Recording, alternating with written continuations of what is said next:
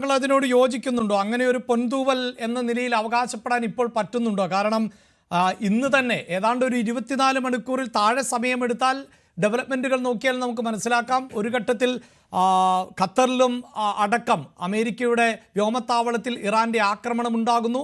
മണിക്കൂറുകൾക്കകം ട്രംപിൻ്റെ ഭാഗത്ത് നിന്നുള്ള പ്രതികരണത്തിലേക്ക് പോകുന്നു. അതായത് വെടിനിർത്തലിന് ധാരണയായി എന്ന് ഇസ്രായേൽ പറയുന്നു. ഇല്ല, ഈ വെടിനിർത്തൽ പ്രഖ്യാപനത്തിന് ശേഷവും ഞങ്ങളുടെ പ്രദേശത്ത് ആക്രമണം ഉണ്ടായിട്ടുണ്ട്, നാശനഷ്ടങ്ങൾ ഉണ്ടായിട്ടുണ്ട്. ഇറാൻ പറയുന്നു ഞങ്ങൾ വെടിനിർത്തലിനെ സംബന്ധിച്ച് അന്തിമ തീരുമാനമെടുത്തിട്ടില്ല. ഇപ്പോഴിതാ സാക്ഷാൽ ട്രംപ് തന്നെ പറയുന്നു ഇനി ആക്രമിക്കരുത്, നിങ്ങൾ ഇസ്രായേലും ഇറാനും വെടിനിർത്തൽ കരാർ ലംഘിച്ചിരിക്കുന്നു എന്ന്. അപ്പോൾ താങ്കൾക്ക് എന്താണ് ഇതിൽ നിന്ന് മനസ്സിലാക്കാൻ സാധിക്കുന്നത് ശ്രീജിത്ത് പണിക്കർ? സത്യം പറഞ്ഞാൽ ശ്രീ അഭിലാഷ്, ഇതിൽ ഇപ്പോഴും പൂർണ്ണമായിട്ടുള്ള ഒരു വ്യക്തതയുണ്ട് എന്ന് ഞാൻ കരുതുന്നില്ല. ഒന്ന്, ഒരു സീസ് ഫയർ ഉണ്ട് എന്ന കാര്യത്തിനെ പറ്റി ശ്രീ ട്രംപ് പറയുന്നുണ്ട്. അദ്ദേഹം പറഞ്ഞതിന് ശേഷം അതിൽ എതിരഭിപ്രായങ്ങൾ ഉണ്ടാകുന്നുമില്ല. പക്ഷേ അതിനുശേഷം എത്രത്തോളം അത് ഇഫക്റ്റീവാണ്, എത്രത്തോളം സ്ട്രോങ് ആയിട്ടുള്ള കമ്മ്യൂണിക്കേഷൻ ആണ് എന്നുള്ളതിനെ കുറിച്ചിട്ടാണ് പിന്നീട് സംശയങ്ങൾ ഉണ്ടാകുന്നത്. അപ്പോൾ അതിൻ്റെ ഭാഗമായിട്ട് ഇപ്പോൾ ഈ എല്ലാ പൈലറ്റ്സിനെയും തിരിച്ചു വിളിക്കാനായിട്ടൊക്കെ പറഞ്ഞുകൊണ്ട് ട്രൂത്ത് സോഷ്യലിലൊക്കെ ട്രംപിൻ്റെ പോസ്റ്റുകളൊക്കെ വരുന്നുണ്ട്. അതുകൂടാതെ തന്നെ അദ്ദേഹം വളരെ പിസ്ഡ് ഓഫ് ആയിട്ടുള്ള 2 രാജ്യങ്ങളോടും അദ്ദേഹം ഇനി ഇതിന് പോകരുത് എന്ന് പറഞ്ഞുകൊണ്ടുള്ള അദ്ദേഹത്തിൻ്റെ വാർണിംഗ്സും ഒക്കെ നമ്മൾ വീഡിയോ കാണുന്നുണ്ട്. പക്ഷേ ഇതിൽ ഏറ്റവും പ്രധാനപ്പെട്ട കാരണം ഇസ്രായേലിൻ്റെ ഭാഗത്തു നിന്നുള്ള വിശദീകരണം തന്നെ ഈ വെടിനിർത്തൽ ഇന്ന് രാവിലെ വന്നതിന് ശേഷം രാവിലെ അവരുടെ ലോക്കൽ ടൈം രാവിലെ 7:30 ഒരു അറ്റാക്ക് ഉണ്ടാകുന്നു. അതിൽ തന്നെ അവർ പറയുന്നുണ്ട് ബീർഷേബ എന്ന് പറയുന്ന സ്ഥലത്ത് ഒരു അറ്റാക്ക് ഉണ്ടാകുന്നുണ്ട്. ആ അറ്റാക്ക് ഉണ്ടായതിനു ശേഷം അവിടെ 4 ആൾക്കാർ മരിക്കുന്നുണ്ട്. അതിനുശേഷം 3 മണിക്കൂർ കൂടി കഴിഞ്ഞതിന് ശേഷം അവരുടെ സമയം രാവിലെ 10:30 2 തവണ കൂടി വീണ്ടും മിസൈൽ അറ്റാക്ക് ഉണ്ടാകുന്നുണ്ട് നോർത്തേൺ ഇസ്രായേൽ എന്നാണ് അവർ പറയുന്നത്. അപ്പോൾ അങ്ങനെ വന്നു കഴിയുന്ന സമയത്ത് ഞങ്ങൾ അതിന് ഒരു റിറ്റാലിയേറ്ററി പക്ഷേ വളരെ പ്രിസിഷൻ സ്ട്രൈക്ക്, ലിമിറ്റഡ് സ്ട്രൈക്ക്, അതാണ് ഞങ്ങൾ തിരിച്ചു കൊടുത്തത് എന്നാണ് പറയുന്നത്. ഇത് പറഞ്ഞതിന് ശേഷമുള്ള ഘട്ടത്തിനെ പറ്റി നമുക്കറിയില്ല. അതായത് അതിനുശേഷം ഇത് രൂക്ഷമായിട്ട് തുടരുകയാണോ അല്ലയോ എന്നീ കാര്യങ്ങളെക്കുറിച്ച് നമുക്കറിയില്ല. അപ്പോൾ ഒരു ട്രൂസ് അല്ലെങ്കിൽ ഒരു സീസ് ഫയർ വരിക എന്ന് പറഞ്ഞാൽ അത് ഒരു സമയം അതിന് വെക്കുക, ആ സമയത്തിന് ശേഷം പിന്നീട് ഇരുപക്ഷവും അങ്ങോട്ടും ഇങ്ങോട്ടും ഫയർ ചെയ്യുന്നില്ല എന്ന് ഉറപ്പ് വരുത്തേണ്ടത് ഇതിന്റെ മിഡിൽമാൻ്റെ റോളാണ്. അപ്പോൾ ആ മിഡിൽമാൻ റോള് ഫലപ്രദമായിട്ട് അവിടെ എക്സിക്യൂട്ട് ചെയ്യാനായിട്ട് ഇവർക്ക് സാധിച്ചിട്ടുണ്ടോ എന്ന് ചോദിച്ചു കഴിഞ്ഞാൽ സാധിച്ചിട്ടില്ല എന്നുള്ളതാണ് ഒന്നാമത്തെ കാര്യം. രണ്ടാമത്തെ കാര്യം, മിഡിൽ ഈസ്റ്റിലുള്ള US ബേസിലേക്ക് ഇറാൻ ആക്രമിച്ചതിന് ശേഷം അതിനൊരു റിറ്റാലിയേറ്ററി നടപടി പോലും അമേരിക്കയുടെ ഭാഗത്ത് നിന്നില്ല. അതിനെ ന്യൂട്രലൈസ് ചെയ്തു എന്നുള്ളത് വസ്തുതയാണ്. ന്യൂട്രലൈസ് ചെയ്താൽ പോലും ഇങ്ങോട്ടായിരുന്നു ആക്രമണമെന്നും ആ ആക്രമണം അമേരിക്കൻ എയർബേസിന് നേരെ ആയിരുന്നു എന്നുള്ളതിനെക്കുറിച്ച് കൃത്യമായ ധാരണയുണ്ടായിട്ടും അതിലെന്തെങ്കിലും രീതിയിലത്തേക്കുള്ള ഒരു പ്രതികരണമോ അല്ലെങ്കിൽ അതിലൊരു തിരിച്ചടിയോ കാര്യങ്ങളോ ഒന്നും തന്നെ അമേരിക്കയുടെ ഭാഗത്തു നിന്ന് ഉണ്ടാകുന്നില്ല. അപ്പം ഒരുപക്ഷെ അമേരിക്ക അത് ചിന്തിച്ചിട്ടുണ്ടാവുക തന്നെ ഞങ്ങൾക്കതിൽ ആഘാതം ഉണ്ടായിട്ടില്ല, അതുകൊണ്ട് തിരിച്ചൊരു പ്രത്യാക്രമണത്തിന് പോകുന്നില്ല, അതുകൊണ്ട് ഇവിടെ ഒരു സീസ് ഫയറിന് വേണ്ടിയിട്ടുള്ള ശ്രമങ്ങളുമായിട്ട് മുന്നോട്ട് പോകാം എന്നാണ്. പക്ഷേ ഇതിലെ ആത്യന്തിക വിജയി ആരാണ് എന്ന് ചോദിച്ചു കഴിഞ്ഞാൽ അങ്ങനെ കോൾ ഔട്ട് ചെയ്യാൻ പറ്റുന്ന ഒരു സമയമായിട്ടുണ്ട് എന്ന് ഞാൻ ഇപ്പോഴും കരുതുന്നില്ല. കാരണം അങ്ങനെ ഒരു വിജയി ഇതിൽ ഉണ്ടാകണമെന്നുണ്ടെങ്കിൽ 1-2 കാര്യങ്ങളെക്കുറിച്ച് നമുക്ക് പൂർണ്ണമായിട്ടുള്ള കൺഫർമേഷൻ ഉണ്ടാകണം. ആ കൺഫർമേഷൻ എന്ന് പറയുമ്പോൾ നമുക്കിതിൽ മിഡിൽമാനായിട്ട് അമേരിക്കയെ കരുതാനും കഴിയില്ല. ഇസ്രയേലും അമേരിക്കയും ഒക്കെ ചേരുന്ന ഒരു പക്ഷവും ഇറാന്റെ മറുപക്ഷവുമുണ്ട്. ഇങ്ങനെ 2 പക്ഷമുണ്ട്. അപ്പോൾ ഈ ഒരു കോൺഫ്ലിക്റ്റിലേക്ക് പോകുന്ന സമയത്ത് പ്രഖ്യാപിതമായിട്ടുള്ള ലക്ഷ്യങ്ങൾ ഈ ഓരോരുത്തർക്കുമുണ്ട്.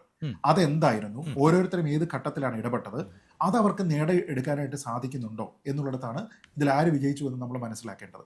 അങ്ങനെയാണെങ്കിൽ ഇസ്രായേലിന്റെ പ്രഖ്യാപിത ലക്ഷ്യം എന്ന് പറയുന്നത് ഇറാന്റെ ന്യൂക്ലിയർ പ്രോഗ്രാമിനെ ഇല്ലാതെയാക്കുക, കാരണം അത് അവർക്കൊരു എക്സിസ്റ്റൻഷ്യൽ ത്രെട്ട് ഉണ്ടാക്കുന്നു എന്നതാണ്. അത് കൺവിൻസ്ഡ് ആയിട്ടാണ് ഈ അറ്റാക്ക് നടക്കുന്ന സമയത്ത് അവരുടെ കയ്യിലുള്ള ബങ്കർ ബസ്റ്ററുകളെ ഉപയോഗിച്ച് ഇസ്രായേലിനെ സഹായിക്കുന്നു എന്ന മട്ടിൽ അവിടെ അമേരിക്ക വരുന്നതും അവരുടെ ബോംബറുകളൊക്കെ തന്നെ അവിടേക്ക് വരുന്നതും. അപ്പോൾ അതിനുശേഷം ഇത് പൂർണ്ണമായിട്ടും ഇതിനെ ഒബ്ലിറ്ററേറ്റ് ചെയ്തിട്ടുണ്ട്, പൂർണ്ണമായിട്ടും ഇതിനെ ന്യൂട്രലൈസ് ചെയ്തിട്ടുണ്ട് എന്നൊരു ക്ലെയിം അവിടെ വരുന്ന സമയത്ത് അതിനെ സബ്സ്റ്റാൻഷിയേറ്റ് ചെയ്യുന്ന രീതിയിലത്തേക്കുള്ള മറ്റ് തെളിവുകൾ അതിപ്പോൾ അന്താരാഷ്ട്ര ആണവോർജ ഏജൻസിയുടെ ഭാഗത്തു നിന്നാണെങ്കിലും ഒക്കെ തന്നെ ഉണ്ടാവുക എന്നുള്ളത് പ്രധാനമാണ്. അത് ഉണ്ടായതിനു ശേഷം മാത്രമേ അവരിത് പൂർണ്ണമായിട്ട് അച്ചീവ് ചെയ്തിട്ടുള്ളൂ എന്നുള്ളത് പറയാൻ കഴിയൂ എന്നുള്ളത് ഒരു ഭാഗം. 2, എൻറിച്ച്ഡ് യുറേനിയം, വെപ്പൺ കപ്പാസിറ്റിയിലേക്ക് പോകാൻ കഴിയുന്ന യുറേനിയം സബ്സ്റ്റാൻഷ്യൽ എമൗണ്ടിൽ അവിടെ നിന്ന് നീക്കം ചെയ്തു എന്ന രീതിയിലത്തേക്ക് വരുന്ന വാർത്തകളുണ്ട്. അങ്ങനെയാണെങ്കിൽ ഈ 2 ആൾക്കാരും പറഞ്ഞിരിക്കുന്ന ഇവരെ ന്യൂട്രലൈസ് ചെയ്യുക എന്ന് പറയുന്ന പദ്ധതി ഇപ്പോഴും പൂർണ്ണമായിട്ടില്ല. കാരണം അത് മറ്റൊരു ഫെസിലിറ്റിയിൽ വെച്ചോ ഒരു സൗഹൃദ രാജ്യത്ത് വെച്ചോ ഇറാന് വീണ്ടും അത് ഡെവലപ്പ് ചെയ്യാനുള്ള ഒരു സാധ്യത ഇവിടെ നിലനിൽക്കുന്നുണ്ടെങ്കിൽ അമേരിക്കയുടെയോ ഇസ്രായേലിന്റെയോ പക്ഷം അല്ലെങ്കിൽ അവരുടെ ഡിക്ലെയർഡ് പൊസിഷൻ എന്തായിരുന്നോ അത് അച്ചീവ് ചെയ്യാൻ അവർക്ക് സാധിച്ചിട്ടില്ല. ഇറാൻ ഇതിലേക്ക് പോകുന്ന സമയത്ത് അവർ പറഞ്ഞിരുന്നത് എന്താണ്? നിങ്ങൾ പറയുന്ന ഭീഷണിക്ക് ഞാൻ വഴങ്ങുന്നില്ല, എൻ്റെ എൻറിച്ച്മെന്റ് കപ്പാസിറ്റിയുമായിട്ട് ഞാൻ മുന്നോട്ട് പോകും, അതെന്റെ അവകാശമാണെന്നാണ് അവർ പറയുന്നത്. അപ്പോൾ അത് ന്യൂട്രലൈസ് ചെയ്യപ്പെട്ടാൽ, അതിൽ എന്തെങ്കിലും രീതിയിലത്തേക്ക് കോംപ്രമൈസ് അവർ ചെയ്താൽ, അവരും ഇതിൽ പൂർത്തിയായിട്ട് എന്തെങ്കിലും ഒരു കാര്യം പൂർത്തീകരിച്ചു എന്ന് പറയാനായിട്ട് അവകാശപ്പെടാൻ അവർക്കും കഴിയില്ല. അതുകൊണ്ട് ഞാൻ പറയുന്നത് ഇതിൽ ഇൻഡിപെൻഡന്റ് ആയിട്ടുള്ള വെരിഫിക്കേഷൻ, ഇതിന്റെ ന്യൂക്ലിയർ പ്രോഗ്രാം പൂർണ്ണമായിട്ട് ന്യൂട്രലൈസ് ചെയ്തിട്ടുണ്ടോ, ഇനി ആ കപ്പാസിറ്റി അവർക്ക് ഡെവലപ്പ് ചെയ്യാൻ കഴിയില്ല, പെർമനന്റ്ലി ഒബ്ലിറ്ററേറ്റ് ചെയ്തു എന്ന് പറയുന്നത് കറക്റ്റ് ആണോ എന്നുള്ളതിനെ കുറിച്ച് ഇൻഡിപെൻഡന്റ് ആയിട്ടുള്ള ഒപ്പീനിയൻ.